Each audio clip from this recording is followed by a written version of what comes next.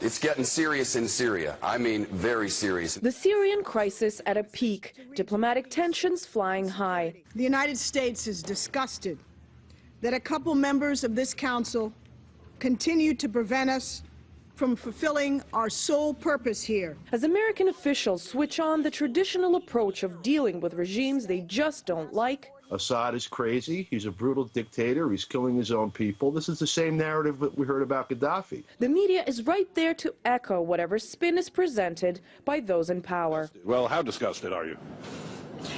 Disgusted, Richard. They identify with people in power. They echo what those people say. Secondly, they don't look too closely at the facts. An information war kick-started as Russia and China refused to stand behind America's position. Many are chanting, Russia is killing our children after a veto of the Russians, and then the Chinese stand in the way at the UN. But it was vetoed by Russia and China. Secretary of State Clinton reacted bitterly. The Russian and Chinese veto of a regime change resolution reacted to with confrontation by politicians. Clinton suggested Russia and China will eventually have to answer to the Syrian people for prolonging their pain. And news headlines attacking the two countries without detail or context. You represent a serious newspaper. Don't be ridiculous, please.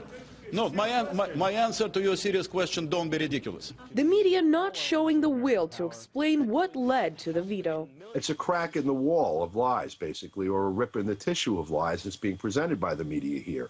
If you look closely, or even at all, at what Russia was saying, that there was violence taking place on both sides, you'd understand that what was happening was there was an armed insurgency backed by people from the outside. But this is an inconvenient truth. The media have long dubbed the armed groups a popular democratic uprising. The oppressors and the oppressed. Desperate new pleas come out of the country and growing calls for the world to stop the killing. With all the yelling and screaming, there is no time to think about who the opposition might really be and what a toppled regime could lead to.